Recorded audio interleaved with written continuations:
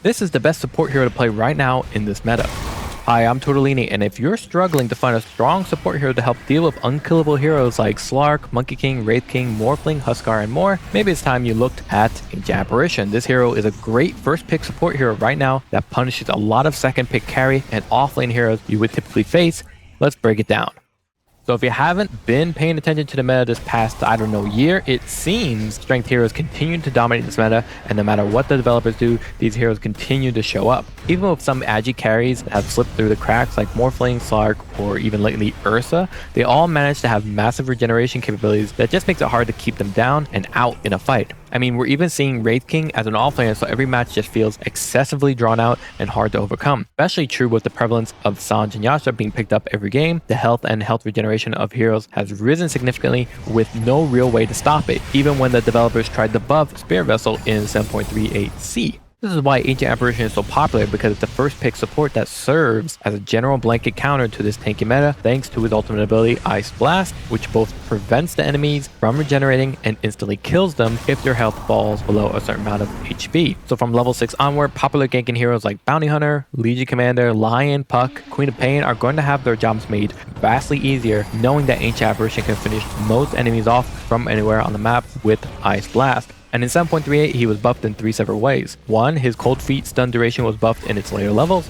2. Ice Blast can now be released even when AA is silenced, so no more whiffing those ultimates. And 3. The Death Rhyme stacks, which is AA's innate ability, are increased whenever you use Chilling Touch on a foe, which is pretty much the only time you're going to be using that ability in the early game, so your laning is a bit more aggressive. Now, if you don't remember Death Rhyme, this is the second main reason the hero is so popular. Anytime Ancient Apparition uses any of his abilities, the abilities also slow and deal damage over time. But if AA picks up the Bone Chill facet, those abilities also lowers a target's strength, thus their health and health regeneration. So you have a hero that can stack up a lot of those Death Rhyme stacks to reduce a target's max health, and an ultimate ability that instantly kills its target if their health gets too low. I think it's fairly straightforward why AA is so popular these days.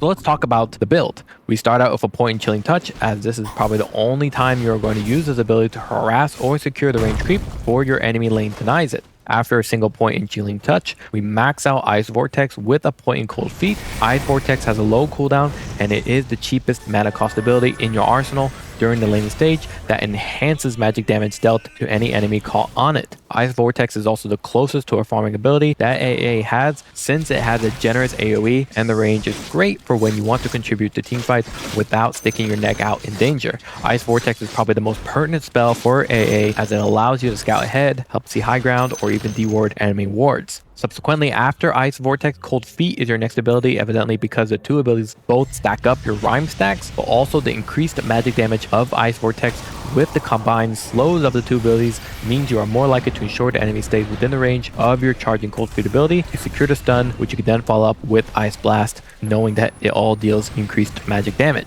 Now this is where itemization also kicks in, because AA doesn't really need any items, but if he were to opt for some, Rod of Atos is a no-brainer for him, since it doubles the CC the enemy by rooting them for you to then cast Cold Feet to guarantee that it sticks. Agshard is also a no-brainer because it also applies Cold Feet stuns towards multiple enemies for anyone who's hit by Ice Blast, so your combo ends up trapping enemies for an insane amount of seconds as you chain together a Rod of Atos root, Cold Feet guaranteed stun, followed by an Ice Blast Agshard Cold Feet stun again, all while increasing the damage with an Ice Vortex underneath your enemy. Other items can include Glimmer Cape or Force Staff if need be, and don't forget to get the level 15 talent that reduces the cooldown of your Ice Vortex ability, so you can spam the ability to keep on top of fleeing foes, as even after the initial Ice Blast damage, enemies are still taking incremental damage that you can amplify with Ice Vortex while also slowing them for your allies to chase them down.